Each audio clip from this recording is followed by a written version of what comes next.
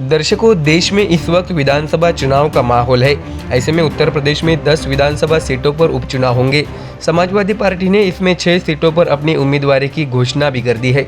ऐसे में इस पर भारतीय राष्ट्रीय कांग्रेस पार्टी की ओर से दी गई प्रतिक्रिया ने सवाल खड़े कर दिए हैं। आपको बता दें कि कांग्रेस के उत्तर प्रदेश प्रभारी अविनाश पांडे ने कहा, उपचुनाव के लिए उम्मीदवारों की घोषणा करने से पहले समाजवादी पार्टी ने इंडिया गठबंधन की समन्वय समिति के साथ किसी भी तरह की चर्चा नहीं की है। इसके अलावा उन्होंने उम्मीदवारों के नामों की घोषणा करने से पहले हमें विश्वास में नहीं लिया है। अविनाश पांडे ने आगे कहा है कि हमें इस बात की जानकारी नहीं दी गई थी कि समाजवादी पार्टी उम्मीदवारों के नामों की घोषणा करेगी। हम इस समय इस पर कोई प्रतिक्रिया या विरोध नहीं करेंगे, ऐसा भी उन्होंने कहा। आपको बता दें कि समाजवादी पार्टी और कांग्रेस की सबको उम्मीद थी कि ये दोनों पार्टियां साथ मिलकर चुनावी मैदान में होंगे, लेकिन अब इन दोनों पार्टियों में मतभेद सामने आने लगे हैं। सीटों के बंटवारे पर भी नाराज कांग्रेस ने ये भी कहा है कि इंडिया गठबंधन की समन्वय समिति जो निर्णय लेगी हम उसे स्वीकार करेंगे।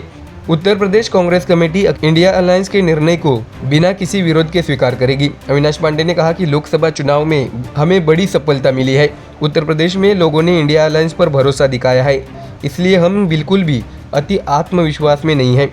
लेकिन हमें विश्वास है कि हमारा संगठन और इंडिया गठबंधन मजबूत हो रहा है। हमने संगठन को मजबूत और सशक्त बनाने के साथ साथ चुनाव की भी तैयारी शुरू कर दी है।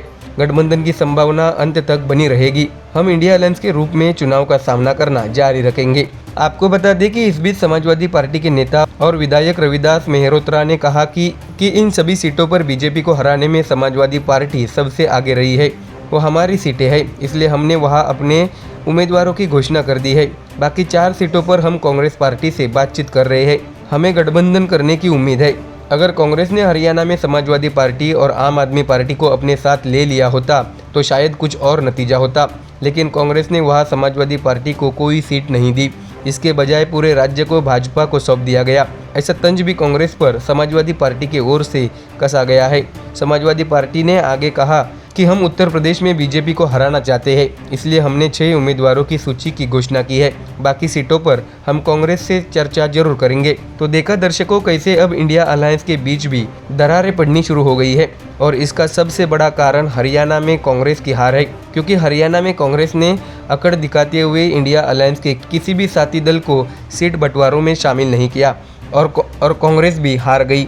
ऐसे में अब इंडिया अलायंस में बदले की राजनीति देखने को मिल रही है कि अखिलेश यादव की पार्टी यूपी में कांग्रेस यानी राहुल गांधी पर भारी पड़ती नजर आ रही है और उन्होंने कांग्रेस से बिना पूछे 10 विधानसभा के उपचुनाव में 6 जगहों पर अपने उम्मीदवार घोषित कर दिए हैं। अब देखना यह है कि बची हुई 4 सीटों पर क्या कांग्रेस और समाजवादी पार्टी में गठबंधन होता है या फिर कांग्रेस अकेले दम पर 10 सीटों पर अपने उम्मीदवार उतारते हैं। Bureau report, MDR news.